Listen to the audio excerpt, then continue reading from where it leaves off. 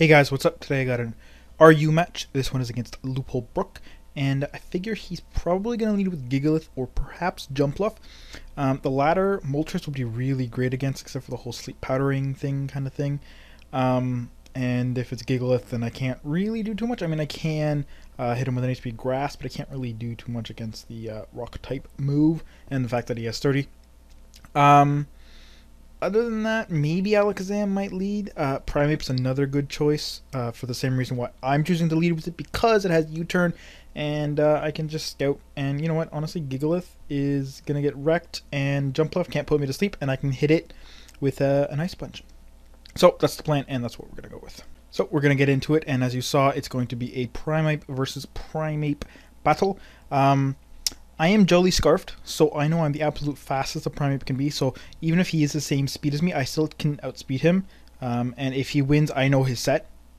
So, yeah, I'm going to stay in and go for the close combat. He's just going to barely hang on, which is less likely than not, and he's going to hit with an Ice Punch. That does a lot of damage, and I'm thinking Jolly Band, because I did the calculation as I was playing the battle, because I just finished seeing what that close combat didn't kill for. So yeah, so I'm going to go for close combat again. This Jumpluff is going to take just slightly under half, and I really don't want to stay in and get hit with an Acrobatics, because that's a pretty popular move nowadays. He's actually going to be ballsy and go for the Sleep Powder, which is weird because, again, I have Vital Spirit. He can't put me to sleep. If I had just stayed in close combat, it's just like, whatever, he would have been screwed. So, yeah, but I'm going to go to my Roselia, and he's actually going to U-turn, I guess just to have the switch advantage. I was looking to get a Heal Bell off. I probably also should have not let my Kangaskhan go to sleep,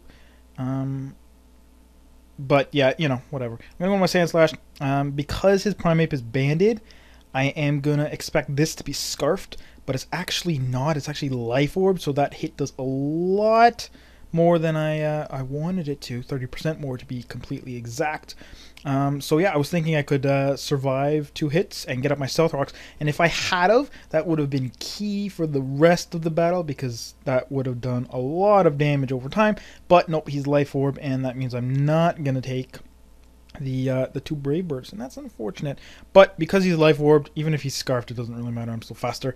Primeape's just gonna come in and run train with close combat. Yeah, it's gonna kill his Primeape, and that's all he wrote. So now he is gonna switch into his Jumpluff, of course, because that's what made me switch out last time. And I'm gonna go to my Moltres, because I'm thinking if he wants to Seed Bomb me for some reason, Moltres should be able to take it.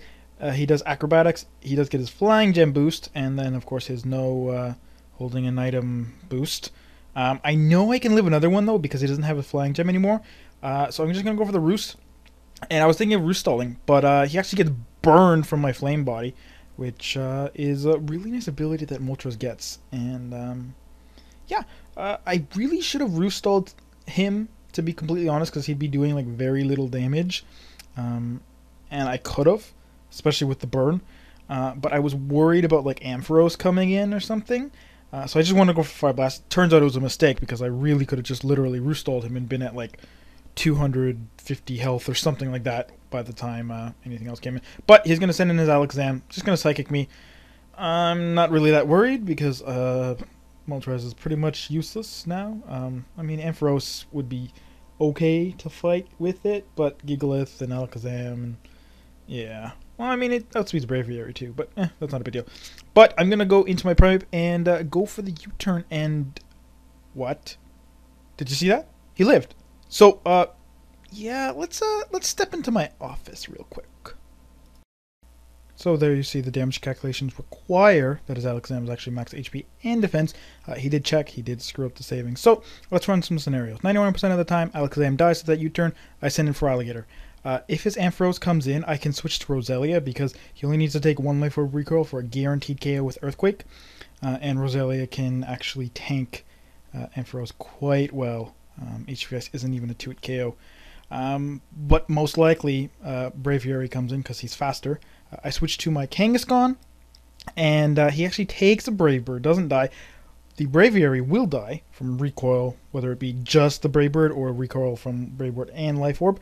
And then at that point, Feraligatr can just come in and basically clean up. Again, if Ampharos comes in, I just switch to Roselia, take one hit, and then he's good to kill. It's Ampharos guaranteed, and his Gigalith cannot one-hit KO me with a Rock Slide, and I just 2-hit KO him with a Waterfall because he has Sturdy. I bet some of you are thinking, though, what if Alakazam lives? Because that's what happens, right? Well, I'm going to go into Kangaskhan, fodder it out, go back into my Primeape. He'd be at like 1.5%. So I just close combat to kill him. And now I literally asked him, what would you do against my Primeape? He said he'd send in Gigalith and use Protect specifically to stall out my close combat PPs because I'm only down to 4. But I'd actually switch out to Roselia because I want to sort of fodder it. But because he protects, I can actually take another hit. In that case, I'm actually going to go for the Spikes. He said he would switch out, fearing, I guess, the Giga Drain, and go to his Ampharos. Then I use Toxic Spikes because I can live in HP Ice. And with those 2 spikes down, I switch back to my Feraligatr, who takes an HP Ice. It does like 20%. And at this point, he's taken a bunch of Life Orb recoils, and I can just kill him with an Earthquake guaranteed. Gigalith obviously gets 2 KO'd by Earthquake, and then Waterfall after that, or Earthquake again. But again, Life Orb recoil, why not Waterfall? If his Braviary comes in, I just fodder out my Roselia, which is the reason why I saved it. Primeape goes in close combats until it dies, and then Feraligatr comes in and cleans up with the entry hazard support, breaking the Sturdy on his Gigalith, and he wouldn't have that anyways because it would already be broken, and he'd get a close combat, or Ampharos would come in, it would die to a close combat, and then he would die to a close combat, or not die, he would take a close combat, and then yeah. So either way, I should have won that match. But yeah, that kind of baffled me. I was distracted, I guess, to say the least. So let's see how the rest of the battle actually played out. So yep, there you see Alakazam living at his big chunk of HP that he should not have, and statistically shouldn't have any. But I'm gonna go to my Kangaskhan, and he's actually gonna take a Psychic, which would be cool because if he was awake, he could have hit back with a Sucker Punch or something.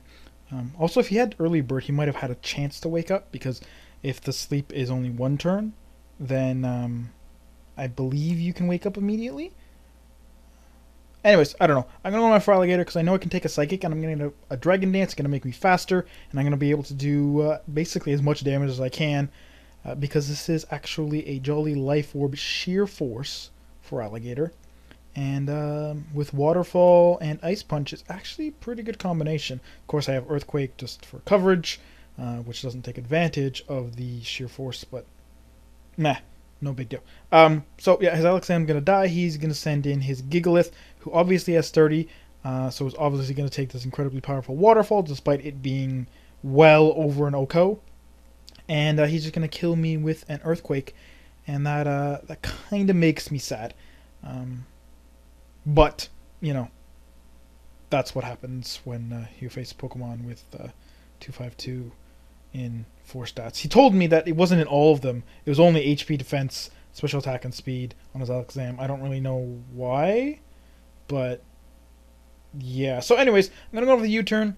It would have been a little bit better if I close combated, because then he would have sent in his Ampharos, and I could have kind of walled it with Roselia, but not really, because he most likely would have went for the HP Ice, because he's Modest and Life Orb, and that would have been able to kill a Primeape with -1. So yeah, he would have went for that anyways. He would have taken 2 Life Orb recoils, went back to my Primeape, hit him with close combat. It would not have killed, because it's only like a 79.2% maximum, so there's like 0 chance I could kill him, and then his Braviary is left. But as it happens, I U-turn. I'm going to go into my Primeape, and just close combat this, and then, yeah, his Ampharos is going to come back in. I'm going to hit that with the close combat, as I said. 0% chance that this kills, unless, of course, I get a crit. And he's just going to kill me with a Thunderbolt, and that's the end of the game. So, yeah, other than Alakazam having really stupid stats, it was a pretty nice match. But yeah, so that's the end of the battle. after quite a bit of discussion and theory crafting. So I hope you guys enjoyed the battle. I hope you guys enjoyed the theory crafting, because I do put a lot of work into it. Took me about, I want to say 2 hours to do, a little less. Anyways, so yeah, I will see you all tomorrow.